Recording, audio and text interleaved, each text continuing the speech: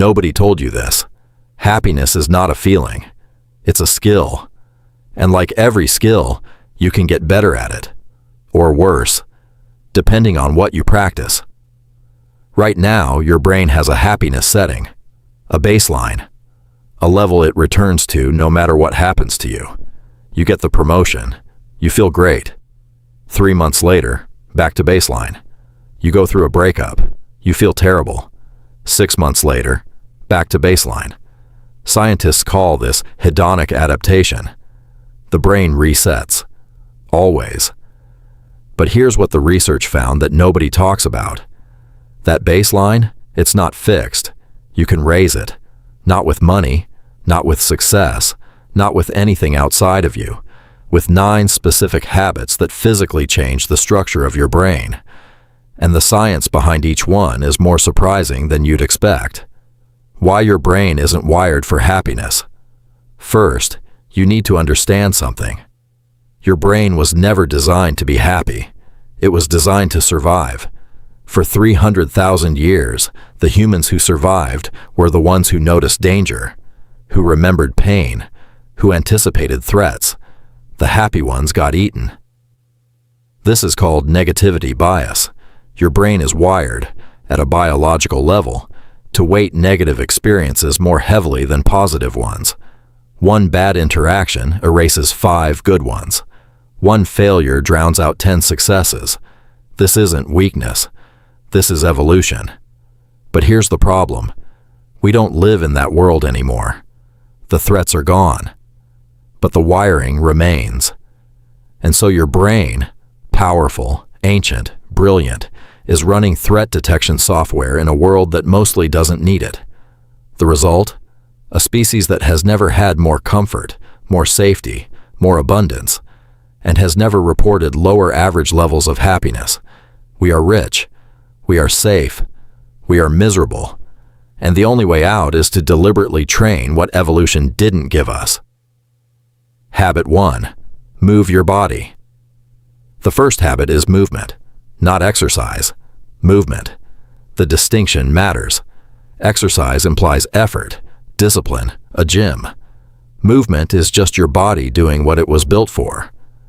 A 2018 study from Oxford University tracked 1.2 million Americans over 3 years. The finding was stark. People who exercised regularly reported 35% fewer bad mental health days than those who didn't. 35%. Not the antidepressants, not therapy, not meditation. Movement. When you move, your brain releases dopamine, serotonin, and endorphins simultaneously. No drug on earth does that combination cleanly. 20 minutes, any movement, every day. That's the habit. Habit 2. Sleep like your life depends on it. The second habit is sleep. This one has no workaround. In 2017, neuroscientist Matthew Walker at UC Berkeley published Why We Sleep. His finding: after 17 hours without sleep, your brain functions at the level of someone legally drunk. But here's the happiness part. Sleep is when your brain processes emotional memories. During REM sleep, your brain replays the day's events, but strips away the emotional charge. The experience remains. The pain fades. This is why things feel better after you sleep on them. It is not a metaphor. It is biology. Without enough sleep, that emotional processing doesn't happen. You carry yesterday's weight into today, every day, 7 to 9 hours, non-negotiable. Habit 3. The gratitude rewire. The third habit is gratitude, not journaling, not a list, a specific practice. Every day, before you check your phone, name one specific thing you're grateful for. Not, my family. The way my kid laughed at breakfast. Specificity is everything. Here's why. In 2008, neuroscientist Alex Korb at UCLA used fMRI scanning to watch what happens in the brain during genuine gratitude. The prefrontal cortex activates, dopamine releases, and critically, the brain begins to search for more things to be grateful for. You don't just feel better. Your brain starts scanning the world differently, looking for good instead of scanning for threat. Gratitude doesn't change what happened. It changes what your brain decides to notice. And what you notice becomes what you experience. Habit 4. Connect deliberately. The fourth habit is connection. Real connection. Not likes, not follows. A 2023 report from the U.S. Surgeon General declared loneliness a public health epidemic. The health impact of social isolation is equivalent to smoking 15 cigarettes a day. 15 cigarettes. Not because people are weak, because your brain is a social organ. It was built to function inside a tribe. The moment you are isolated, truly isolated, your brain enters threat mode. Cortisol rises, inflammation increases, the happiness baseline drops. One genuine human conversation per day. Not a text, not a DM, a real exchange. Eye contact, voice, presence. That is the habit. Habit 5. Stop multitasking. The fifth habit will surprise you. Stop multitasking. Not because you're bad at it, because nobody is good at it. In 2010, a landmark study from Harvard, the largest study of mind wandering ever conducted, found something devastating.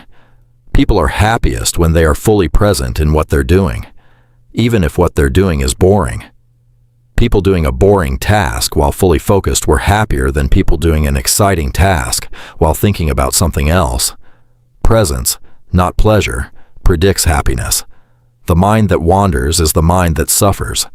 Pick one thing, do it completely, then the next. That's the habit. Habit 6. Do something hard. The sixth habit is one most people run from. Do something hard. Every day. Not punishing. Not extreme. Just slightly beyond what feels comfortable. In 1975, psychologist Mihaly Csikszentmihalyi, the man who invented the word flow, discovered something counterintuitive. The moments humans report as their happiest are not moments of rest. They are moments of challenge. When the difficulty of a task matches the level of your skill, when you're stretched but not overwhelmed, your brain enters flow. Time disappears. Self-consciousness drops. A deep satisfaction emerges. This is not achievement. This is the experience of becoming. Easy lives don't produce happy people. They produce comfortable people who wonder why they feel empty.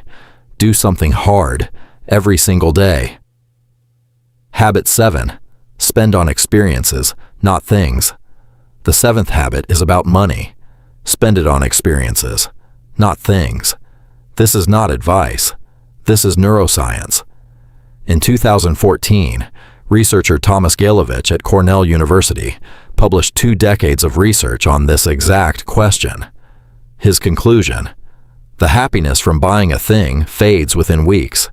The happiness from an experience grows over time. Because you adapt to things. You don't adapt to memories. A new phone becomes invisible within a month. A trip with someone you love gets richer every time you remember it. Experiences also connect you to others. Things isolate you. The dinner with your best friend becomes a story. The shirt you bought that week became the back of your closet. Spend on moments. Habit 8. Help someone. The 8th habit is the most counterintuitive of all. If you want to be happier, help someone else. Not as charity, as biology. In 2008, researchers at UBC gave participants money. Half were told to spend it on themselves. Half were told to spend it on someone else. At the end of the day, the people who spent on others were measurably happier, even when they spent less, even when they didn't know the person. The act of giving activates the brain's reward system more powerfully than receiving. Neuroscientists call it the helper's high. It's real, it's consistent, and it's available to every single person, regardless of their circumstances. One act, one day, for someone else. That's the habit. Habit 9. Choose your story. The 9th habit is the hardest and the most important. Choose the story you tell about your life. Here's what the research shows. In 2001, psychologist Dan McAdams at Northwestern University studied hundreds of adults and their life narratives. The happiest people shared one specific pattern. They told redemption stories.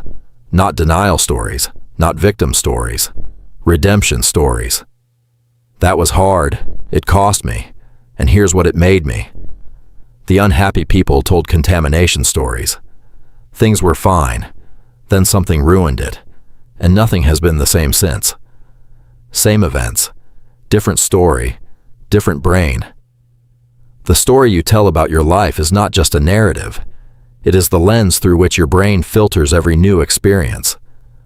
Tell a contamination story. Your brain looks for evidence that things are ruined. Tell a redemption story. Your brain looks for evidence that hard things have purpose. You don't change the past. You change what the past means.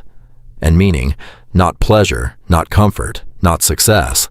Meaning is what the research consistently identifies as the foundation of lasting happiness. 9 habits. None of them cost money. None of them require talent. None of them need perfect conditions. Move your body. Sleep deeply. Find something specific to be grateful for. Have one real conversation. Be present in what you're doing. Do something hard. Spend on moments, not things. Help someone. Choose your story. That's it. But here's the thing about happiness as a skill. You don't feel it the first day you practice it. You don't feel it the first week. You feel it when it's been long enough that you look back and realize something shifted. The mornings feel different. The hard things feel smaller. The good things feel more real. Not because life got easier, because your brain got better at being alive. Happiness was never something that happens to you. It was always something you build. One habit, one day, one quiet decision to train your brain toward the life it was always capable of living.